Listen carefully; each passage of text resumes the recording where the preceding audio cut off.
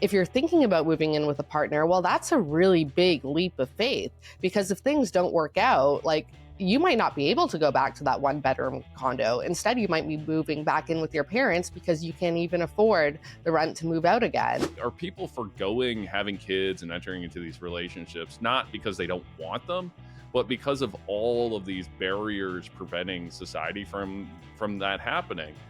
Hi, and welcome to The Missing Middle. I'm Sabrina Maddeaux. And I'm Mike Moffatt. Today, we're talking about the global relationship recession, what's driving it, why it matters, and what it means for the future of society, economics, and middle-class families.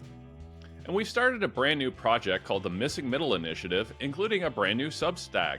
So along with liking and subscribing to our YouTube channel, we'd love for you to come out and check out all the written content, think charts, reports, and articles, and a whole lot more.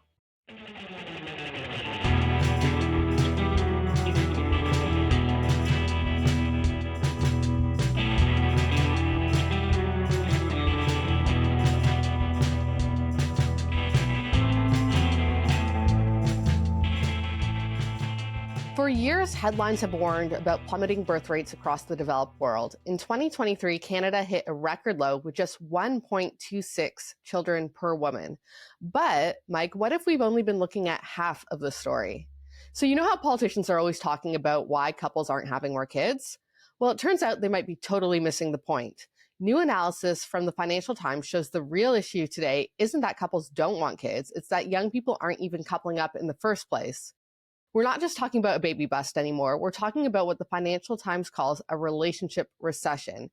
And just like an economic recession, this could reshape our entire society in ways we're only just beginning to understand.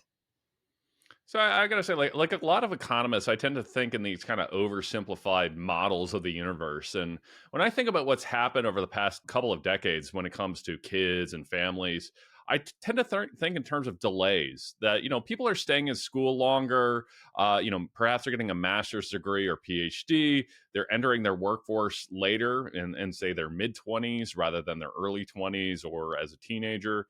Then, when they're working, the housing crisis means that it's taking longer for couples to be able to afford a family size home. Then, when they do, they start to have children. They're having fewer of them because they're starting, in many cases in their late 30s. And, that doesn't give as much time. Now we have more dual income families. And those dual income families, while it increases income, it also raises the cost of having children because you just don't have an extra person around. So, naturally, I've always recognized that the world's more complicated than that, and there's dozens of different factors. But one I hadn't really thought about is the decline in the formation of heterosexual couples, even when you control for all of those other things. Now, as you point out, there's been some articles and studies about this phenomenon recently, including that Financial Times piece, which calls this a relationship recession. So, can you walk me through and walk our listeners through what exactly a relationship recession is? Of course. So the key is the relationship recession isn't just about young people taking their time to settle down or tie the knot. We're seeing a fundamental shift in whether people couple up at all. So think about this. In the past, when birth rates fell, it was mainly because couples were choosing to have fewer kids. Between 1960 and 1980, the average number of children per woman in the US dropped from 4 to 2, but the percentage of women in relationships only dipped slightly. Recently, the number's actually been pretty steady. So what's really dropped off a cliff is the number of couples themselves. So get this, in the US, if people were still married or moving in together at the same rate as even just a decade ago, we'd actually have a higher birth rate today. So people aren't just staying single a few years more, they're actually staying single or dating casually very long term or even permanently. And on top of that, for those who do couple up, the data isn't great either. In Finland, which is a country that's often seen as a preview of Western social trends, couples who move in together are actually now more likely to split up than to have a child, which is a complete reversal of historical trends. Yeah, so we're seeing some really interesting changes in these dynamics, and here at the Missing Middle, we're big fans of NYU professor Scott Galloway, and he has his own theories about this relationship recession, and he's spoken about it on a number of different platforms, and we'll link to one of his Substack pieces in the show notes. But his thesis incorporates both economic and technological changes. And I got to admit, I probably won't do it justice. So you're probably going to want to read this for yourself, but I'm going to do the best I can. Now, his theory or his conjecture is that economic changes have left an increasing number of men behind, which limits their attractiveness to opposite sex. That you have, a larger segment of men who are out of the labor force or not earning very much or in very kind of precarious work. Meanwhile, technology in the form of online dating apps allows both women and men to select from a larger pool of potential partners. The kind of ocean has gotten a little bit larger.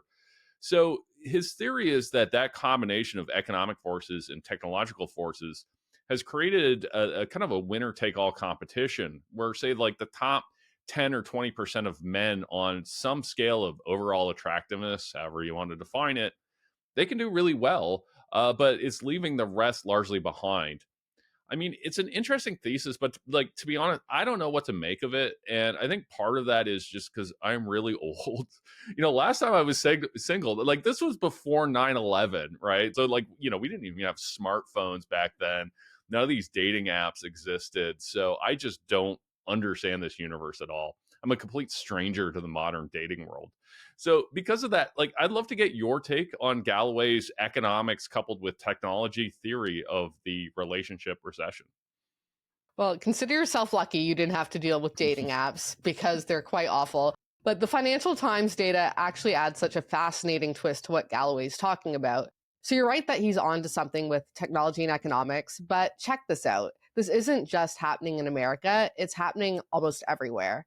The places where young people are staying single the most, they line up almost perfectly with where smartphone and social media use exploded first, and that's especially among women. But it's not just as simple as blaming those awful dating apps. The Financial Times found that the steepest drops in relationship formation are happening in what they call extremely online regions, that being Europe, East Asia, and Latin America. And then you see a smaller decline in the Middle East, then finally followed by Africa. So social media seems to be accelerating the spread of changing values and expectations about relationships, especially among women. And when you combine this with the economic factors you mentioned, like men falling behind in education and earnings in many countries, you get this perfect storm. But going beyond all that data, what I see personally, younger people are, like I said, really fed up with dating apps. Even people who've met a partner, I know, say they absolutely hate them. And there's just a consensus they're not working, they're making dating terrible. But there's also the sense that there's really nowhere else to meet people, which then gets into other issues like weakened communities, loss of third spaces, and also just this really restrictive cultural climate surrounding approaching and actually pursuing potential partners. Yeah, I mean, I can absolutely see that. And again, I have to go back to nine. We're not meeting the opposite sex at malls anymore. Where, again, and this is how old I am in my kind of like Malls, do dating those even experience. exist anymore? No, they really don't. They really don't. Not in the same way that they used to. So, and we can think about these phenomena like on an individual level. And again, I might think, what would things be like if I was 25 years younger and try and put myself in the shoes of those folks. But there's also the more sort of macro level effects, right? And when it comes to these broader issues about relationships and families, like I tend to be two minds about this. On the one hand, my general philosophy is like live and let live, right? Like I'm a parent with kids, but I totally understand why people might want different lifestyle choices. And one of those might be dual income, no kids, couples lifestyles, where they focus on travel or careers instead of having families. Totally get that. If that's the choice you want to make, I'm not here to judge. But I also wonder, like, if there's another side of the coin to this. Like, the first is how much of that is actually really a choice. Like, for example, like I never played Major League Baseball. I always wanted to. I always grew up wanting to be a Montreal Expos shortstop, and that's not going to happen for a variety of different reasons. But that wasn't because I consciously made a choice that, hey, I want to be a think tank guy and not a Major League Baseball player. Like, I never had that opportunity because, like, a lack of ability, right? So I wonder, like, are people foregoing having kids and entering into these relationships not because they don't want them, but because of all of these barriers preventing society from that happening? And then that causes that kind of larger societal impact to consider, where you have all of these people who would like to be forming these relationships, like to be having kids, but just simply aren't able to. So I really like to know where you land on this. It's a really great question, Mike, and it really gets to the heart of what makes this trend so fascinating and also concerning. So, while we often picture, like you said, educated, high earning couples choosing to stay child free and enjoy their disposable income, the Financial Times analysis tells a completely different story when it comes to coupling up. So, what they found is that the steepest decline in relationships isn't actually happening among well off professionals at all. It's happening among people without college degrees, the working class, and lower income earners. And when you pair this with rising rates of loneliness and widespread frustration with dating, especially among younger people, it starts to look a lot less like a story of empowered choice and more like a really troubling social shift. Now, we see politicians, they keep throwing out solutions for fertility issues like child tax credits and baby bonuses to tackle these falling birth rates. But if the real issue is that fewer people are forming relationships in the first place, isn't that like offering dessert before people have even sat down to dinner? Mike, should we be thinking about policies that help people actually find partners and build relationships rather just incentivizing people who are already couples to have kids? Yeah, and so I would tend to agree. I am a fan of things like child tax credits because they help out people financially who need the help, but I don't think they work great as incentives. I don't think people are necessarily having an extra child because of the existence of these things. And I tend to be of the belief that policymakers and think tank people like me too immediately go to the incentives side of policy, particularly the cash incentive side, where if there's something that's not happening, if people aren't making the choices that we want them to make. We will give them cash or a tax credit or something to try and change their incentives. And there's a certain economic logic to that, but I tend to like to take it a step further where we ask the question, like, why aren't they making those choices in the first place? Like, really understand the barriers, right? And if it's that they just don't want to make those choices, they don't want that outcome, then I don't think we should be incentivizing them. But if they do want to make those choices and there are barriers, right, I think that we should be trying to break down those structural barriers. Let's take it to a housing example, right? Like instead of going, okay, we're going to give cash to first time home buyers to try and incentivize them to buy a home. It's like, oh, well, why do we have so few homes in the first place? And why are they so expensive? And let's try and deal with those structural barriers rather than just trying to like paper over things with money. So that's, when I see these kind of baby bonus things and incentivizing people to have kids, I don't necessarily think it's the right approach. I think we should be trying to understand the structural barriers and deal with those, deal with the underlying causes of the problem, not just deal with the symptoms. Yeah, that makes complete sense. Now, when we talk about fewer people coupling up, I also have to wonder about the economic ripple effects. So think about it, one income instead of two, single people having to shoulder rent, grocery bills alone in this economy, with no real ability to rely on a partner if something bad happens, like if there's a job loss or an illness. So, what kind of impact is this quote unquote relationship recession having on people's financial stability? And does it present any broader economic risks?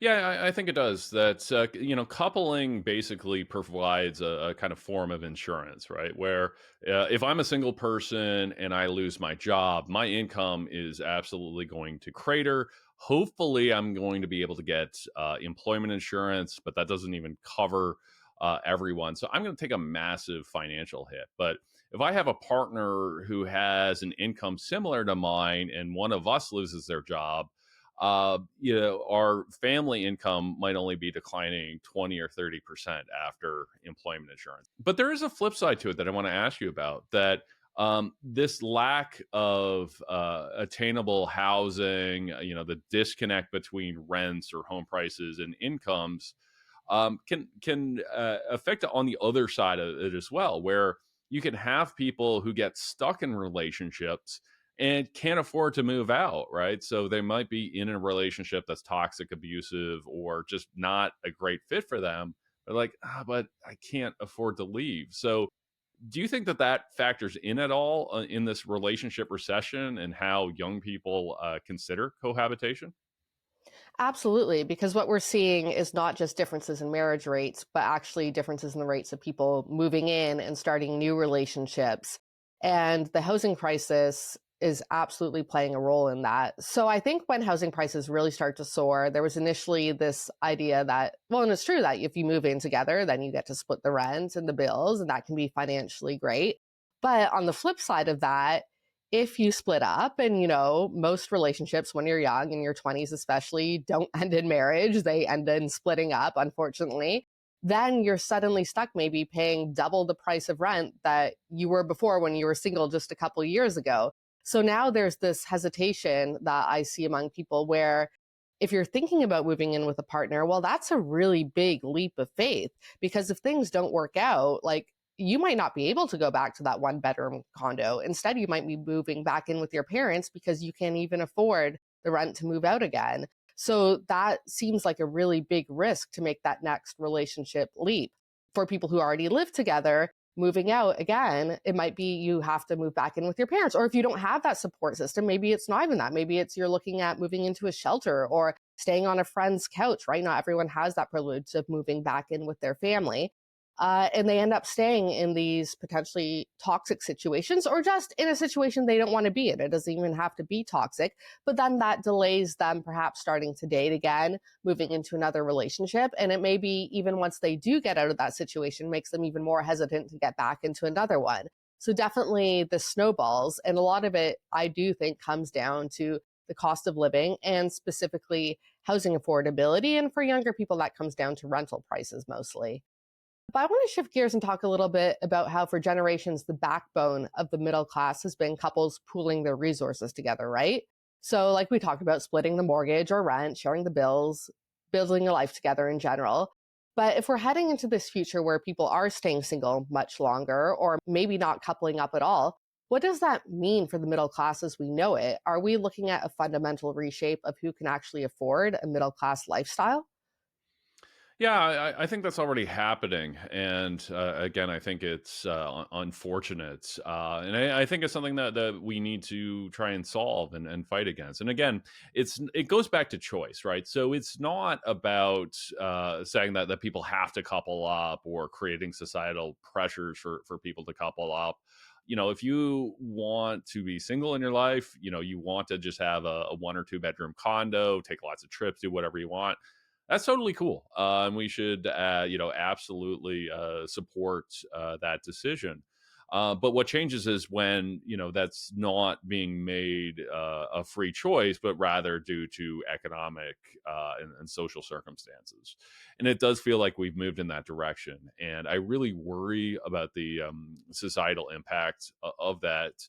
Scott Galloway, to bring it back to him, really worries about what that's going to mean for men in particular. If you're going to have all of these kind of angry, single, disaffected men, history shows that never ends well, right? So I do think we need to create a society where we give people more options, and we say, go out and do what you'd like to do. If you want to become a couple, have kids, that's great. If you want to do something else, that's good too. But ultimately, at the end of the day, I think it should be about choice. We have to realize that economic circumstances affect the choices that are made available, and that choice set has been shrinking for younger middle class people. We got to figure out how to expand it back out again. Yeah, you hit the nail on the head that we saw an expansion of choice for a long time. And now I think we're seeing a retraction of it. And it's not necessarily young people choosing not to get into relationships or have kids. It's that they feel they don't even have that option, even though they might desperately want it. So we'll see if politicians start to come to terms with this issue, and if we see any innovative policy proposals, especially with the Liberal leadership race underway.